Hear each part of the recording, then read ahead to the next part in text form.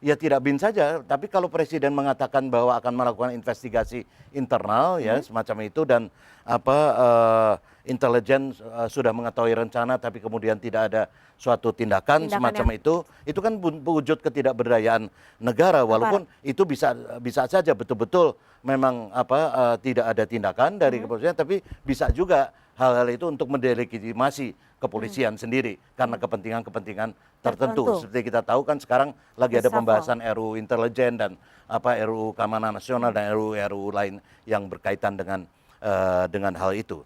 Nah, tapi buat saya adalah yang penting adalah sebetulnya sikap kita sebagai masyarakat ya di dalam ini. Sikap kita dari sebagai masyarakat ini saya mau katakan bahwa konflik-konflik kekerasan ini hanya dilakukan oleh sedikit kecil atau kelompok masyarakat ya dan kelompok kecil di dalam masyarakat dan minus dukungan publik. Ya. Tapi kelompok kecil ini bisa mempengaruhi stabilitas negara itu?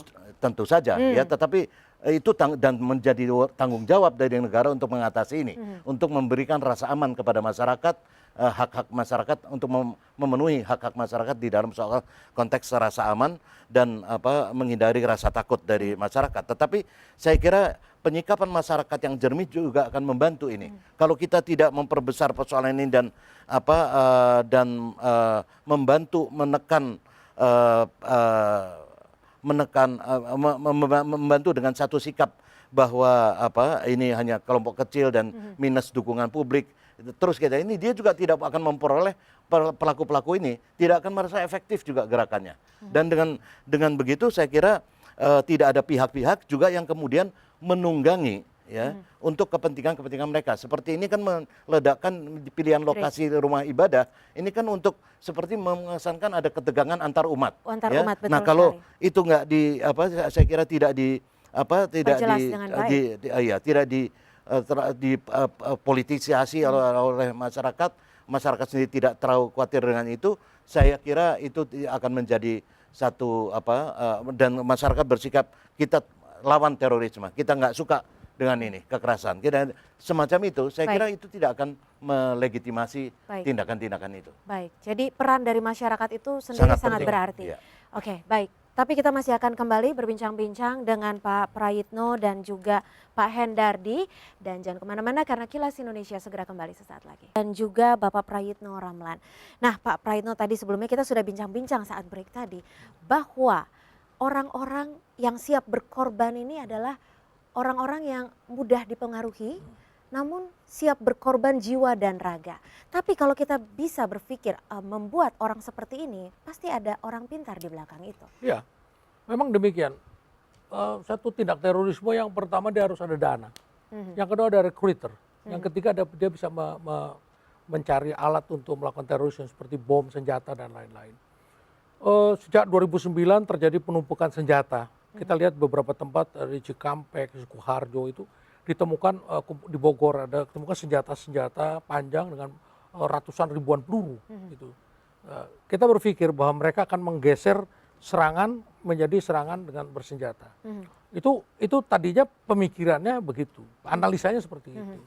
Tapi dari beberapa informasi dasar yang ada, ternyata mereka lebih memilih menyerang dengan bom. Sebuah serangan terorisme itu tidak melihat besar dan kecilnya, karena terorisme itu menyerang keguncangan dari psikologis. Jadi orang dibuat rasa takut, panik. Jadi kalau masyarakat jadi panik, kemudian pemerintah jadi panik, itu yang diharapkan mereka. Nah disinilah yang saya bilang tuh perannya media, karena dia sangat mengharapkan ini setiap serangan terorisme adalah event mahal untuk media.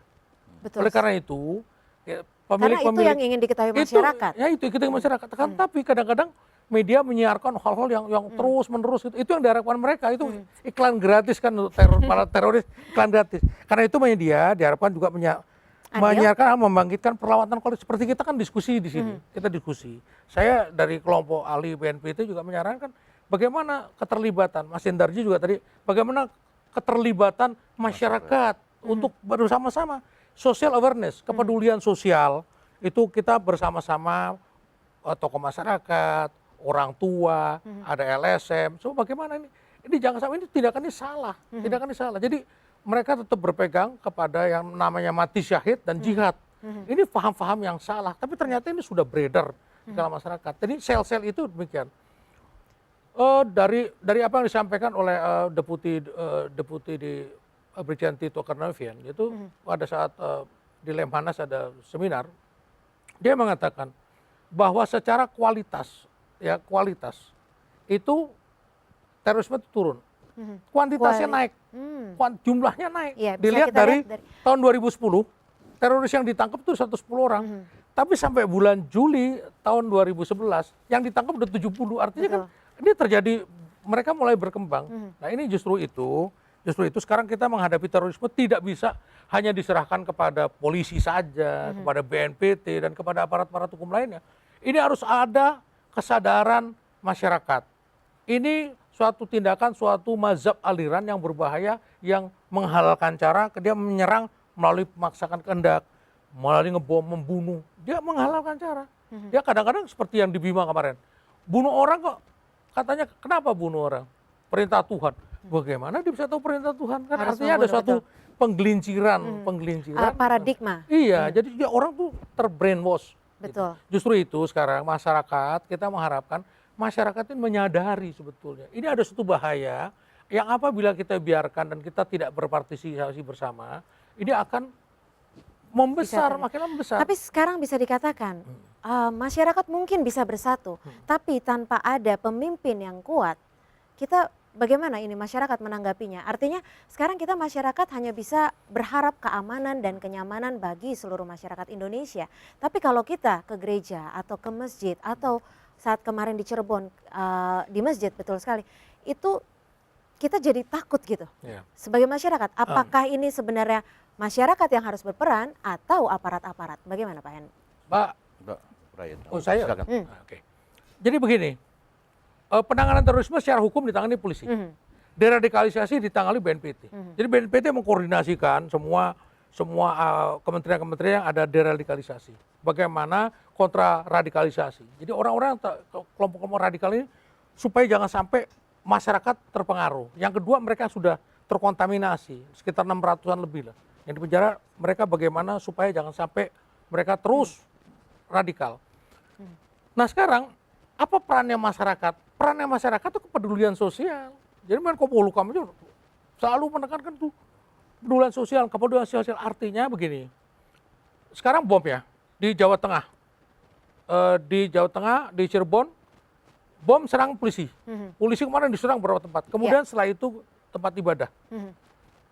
Pada saat terjadinya ada suatu serangan bom itu, saya punya catatan di sini. Ada serangan bom ya di Jawa Tengah itu, di gereja, ya, di gereja Katolik Kristus Raya di Sukoharjo. Ya. Itu dia bawa bom molotov. Nggak bisa masuk gereja karena kejadiannya pada tanggal 7 Desember. Itu orang udah siap-siap, ini mau Natal, jangan serang bom. Dia akhirnya bomnya meledak di luar. Nah, disinilah partisipasi masyarakat untuk bantu mengamankan dirinya sendiri. Kan nggak bisa semua diserahkan polisi. Berapa banyak polisi yang harus mengamankan gereja, berapa banyak polisi yang mengamankan masjid. Kesadaran daripada kita, oke, gereja, orang kan tahu jamaah gereja, orang masuk gereja seperti apa. Nggak apa-apa diadakan pemeriksaan kalau memang sekarang indikasinya ada informasi bahwa gereja, masjid, kantor polisi yang diserang, yang partisipasi masyarakat, begitu saya kira. Nah dari Pak Hendardi sendiri bagaimana? Bagaimana cara yang tepat? Sekarang kita gini, masyarakat akan bekerja sama dengan aparat, dengan pemerintah. Tapi kita seperti kehilangan guidance gitu. Kira-kira apa cara yang tepat, masukan mungkin dari Pak Hendardi selaku dari institut. Apa kira-kira cara yang tepat untuk kita sebagai masyarakat bisa bersatu gitu? Kalau masyarakatnya sih saya kira sikapnya makin membaik di dalam ini ya. Mereka artinya coba Anda baca Twitter atau baca ini ya, Facebook, sikapnya rata-rata kita lawan ini terorisme.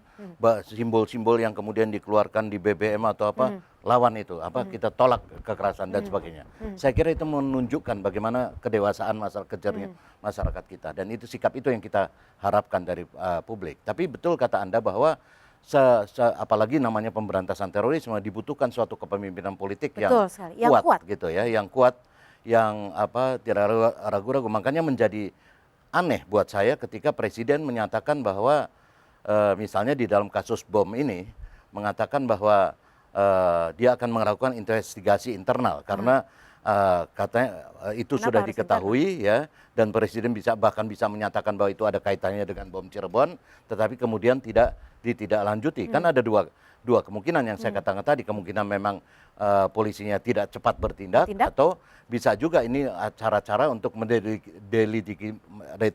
delegitimasi daripada Polri sendiri gitu ya. Karena itu saya kira ini perlu penanganan tuntas. Kalau di aparatnya sendiri tidak beres ya susah ya, dan apalagi saya begini loh ya.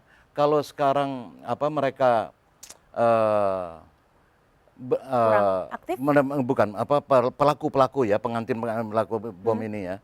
Ini kan juga fungsi intelijen ya, profesionalitas intelijen harus terus-menerus ditingkatkan menurut saya. Kalau seseorang itu membeli tahu, tempe di ini orang nggak perhatikan, tapi kalau membeli alat barang-barang itu kan sebetulnya bisa menjadi perhatian. Kedua, ini kalau lihat pola-pola bom yang di Cirebon atau di ini tidak terlalu berbiaya mahal.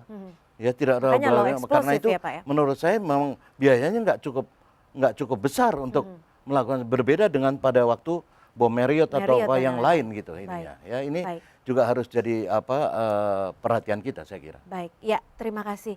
Terima kasih sekali Pak Prayitno atas informasinya luar biasa, dan terima kasih Pak Hendardi atas hari ini. Dan sama-sama kita akan berantas yang namanya terorisme ya. Meskipun itu mungkin ada aktor di balik itu ataupun ada isu di balik itu.